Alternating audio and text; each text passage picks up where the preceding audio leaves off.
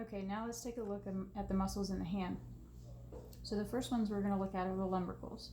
So you know that the lumbrical motion is to flex the MP joints and extend the IP joints. Okay, so this is a little bit of a two-part test to really get a true look at if it's functioning well or not.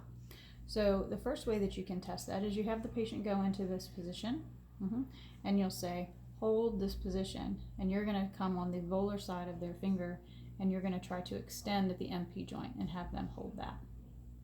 Okay, so you can do that for each individual finger to make sure that they have good contraction of that lumbrical muscle. And you could even see that as she was resisting here, she got more action coming up in that ring finger, which leads me to the second part of the test. So now that they're here and you want them to extend at the IP joints, now you'll come down on the dorsal side of the finger and you'll say, hold this position, and now you'll try to flex at the PIP joint. Okay. Now for the interossei, if you're looking at the palmar interossei, which you know bring the digits in towards the middle finger into adduction, what you're going to do is just have the patient squeeze their fingers together, and you're just going to try to, each individual one, see if they can resist you trying to separate the fingers a little bit. Okay, remember these are really, really small muscles, so you can't come in and just use the force of your whole arms to separate and think, oh well, that's weak. Well, not really. You just want to know that you can feel that they're resisting you a little bit. Okay, and now for the dorsal interossei, now you're going to have them spread their fingers apart as much as they can, and now you're going to try to bring them together. Okay, and again, this is just a gentle test to see that they can resist a little bit with those muscles. Okay.